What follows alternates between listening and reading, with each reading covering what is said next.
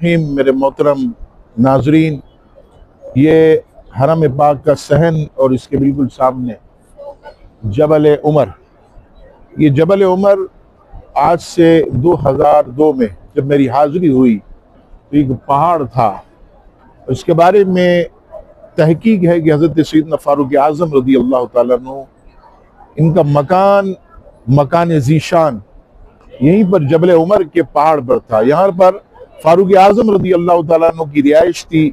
आप रज़ी अल्लाह ताला अन्हु यहाँ सारी ज़िंदगी रहते रहे और जब हिजरत हुई तो आप यहाँ से तशरीफ़ ले गए। हिजरत से कबल आपने अपनी ज़िंदगी के कई साल यहाँ गुजारे। ये जबल उमर ये मुबारक जगह है जहाँ सैयदना फारूक आज़म रज़ी अल्लाह ताला अन्हु ने अपनी रिहाइश फरमाई।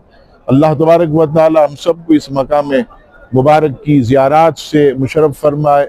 आमीन। अस्सलामु अलैकुम व रहमतुल्लाहि व बरकातुहू। मेरे मोहतरम नाजरीन, ये हरम पाक का सहन और इसके बिल्कुल सामने जबल उमर।